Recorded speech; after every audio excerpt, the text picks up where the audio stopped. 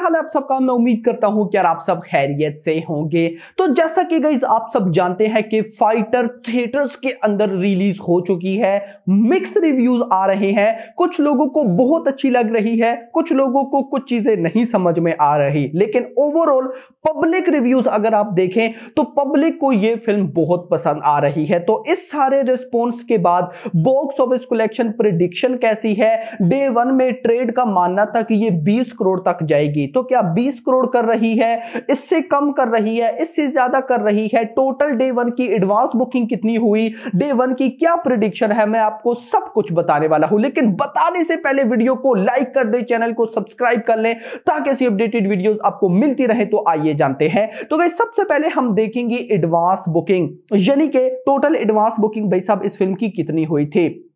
Day one की only Hindi 2D version से 3.21 करोड़ की एडवांस बुकिंग थी।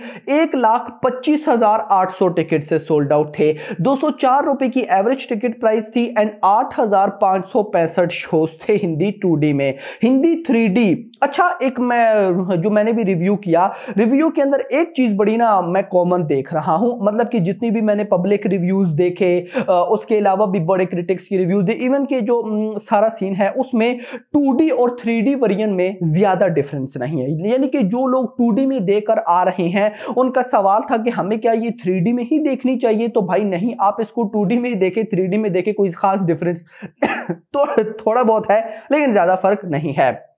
हिंदी 3D के अंदर गाइस 4.32 करोड़ की एडवांस बुकिंग, 1,38,503 टिकट से सोल्ड आउट, 271 रुपए की एवरेज टिकट प्राइस, 6,640 शोज थे। हिंदी IMAX 3D 58 लाख रुपए की एडवांस बुकिंग, 10,120, यार नाइस भाई, 10,120 टिकट से सोल्ड आउट, 542 रुपए की एवरेज टिकट प्राइस, 117 शोज थे। हिंदी 4DX 3D 21 लाख रुपए की एडवांस बुकिंग, 3,800 टिकट से सोल्ड आउट, 595 रुपए की average ticket price and 133 shows. Hindi ice 3D 4.54 lakh की एडवांस बुकिंग, 782 टिकट से सोल्ड आउट, 545 रुपए की एवरेज टिकट प्राइस, 11 शोज।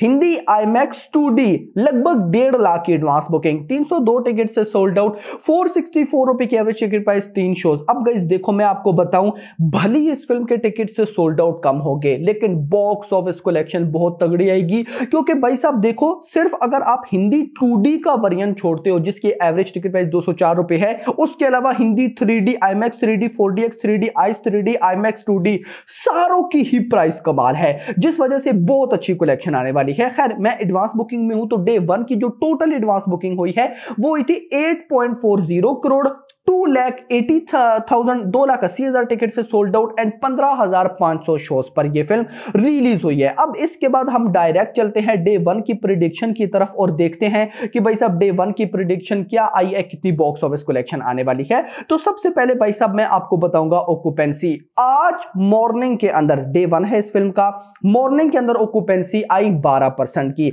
ये हिंदी 2D की मैं बात कर रहा हूं, हिंदी 2D में मॉर्निंग में 12%, आफ्टरनून में 15% की ऑक्यूपेंसी थी। अगर मैं हिंदी 3D की बात करता हूं, मॉर्निंग में 12% की ऑक्यूपेंसी, आफ्टरनून में 15% की, यानी कि कोई डिफरेंस नहीं रहा। IMAX 3D की मैं बात करता हूं, या IMAX 3D की मैं बता देता हूं, लेकिन इनके शोज कम है तो ऑक्यूपेंसी ज्यादा ही होगी। मॉर्निंग में 28% एंड आफ्टरनून में 32%। अब गाइस मेन सबसे ज्यादा जहां पर एडवांस बुकिंग है वो है हिंदी का 3D वर्जन। तो अगर 3D वर्जन के मैं आपको शोज की थोड़ी सी डिटेल दूं तो भाई साहब इस टाइम अभी करंट जब ये मैं वीडियो रिकॉर्ड कर रहा हूं तो एग्जैक्टली 4 बज रहे हैं। आज जब आप वीडियो देखेंगे तो मे भी 4:30 5 बज रहे होंगे। नाउ भाई अभी 4 बजे तक मुंबई के अंदर 656 शोज हैं, 10% की ऑक्यूपेंसी। ओवरऑल जो ऑक्यूपेंसी है एनसीआर में 666 शोज हैं, 11% की ऑक्यूपेंसी। पुणे में 200 शोज हैं, 13% की ऑक्यूपेंसी। बेंगलुरु में 415 शोज है, 16% की ऑक्यूपेंसी। हैदराबाद में 300 शोज है, 18% की ऑक्यूपेंसी। कोलकाता में 216 शोज है, 15% की ऑक्यूपेंसी। अहमदाबाद में 177 शोज है, 10% की ऑक्यूपेंसी। चेन्नई में 100 शोज है, 34% की ऑक्यूपेंसी। सूरत में 122 शोज है, 6% की ऑक्यूपेंसी। जयपुर में 128 शोज है, 13% की ऑक्यूपेंसी। चंडीगढ़ में 90 शोज है, 12% की ऑक्यूपेंसी।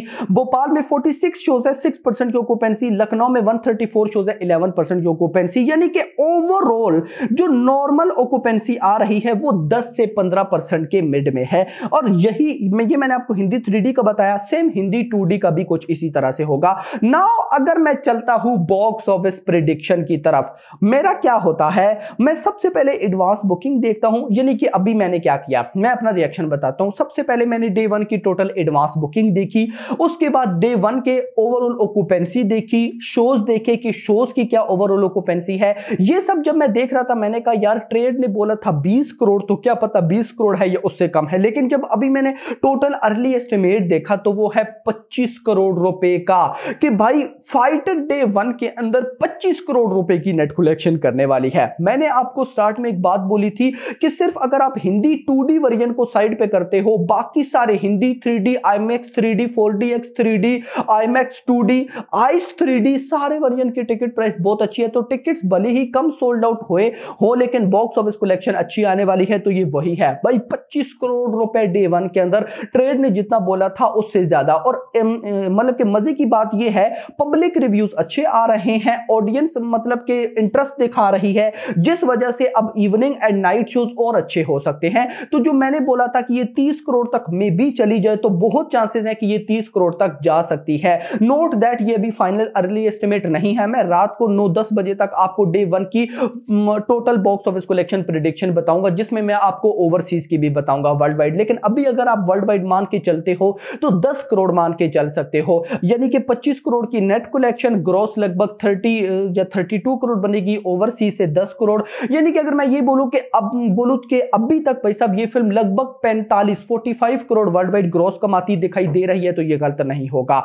बाकी होप फॉर द बेस्ट। और मजे की बात बताऊं, कल डे 2 बहुत फाड़ू जाने वाला है। क्या आप चाहते हैं कि नेक्स्ट वीडियो में डे 2 की एडवांस बुकिंग पर बनाऊं? क्योंकि मैं सोच रहा हूं, क्योंकि डे 2 की एडवांस बुकिंग बड़ी तगड़ी जा रही है। बाकी होप फॉर द बेस्ट। आप लोग मुझे बताओ, आप लोगों ने फिल्म देखी नहीं देखी? अगर तो देखी तो कैसी लगी, नहीं देखी तो क्यों नहीं देखी, नीचे जरूर बताइएगा। अभी तक के लिए इतना ही। होप सो आपको वीडियो पसंद है, तो पसंद आई तो वीडियो को लाइक करो, चैनल को सब्सक्राइब करो, और अगली आने वाली वीडियो तक अपना ख्याल रखिएगा। Thanks for watching.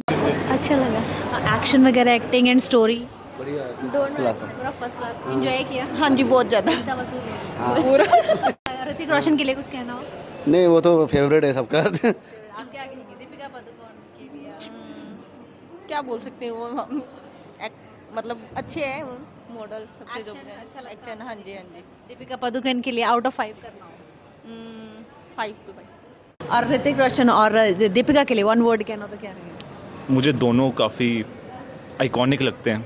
अगर मैसेज बोलूँ तो मुझे लगता है कि जो यूथ है उनको देखना चाहिए, उन्होंने कैसे मेंटेन रखा है, किस तरह के रोल्स करते हैं सारे। दैट्स वेरी नाइस मेरे ख्याल से। तो लास्ट में एक्शन इसमें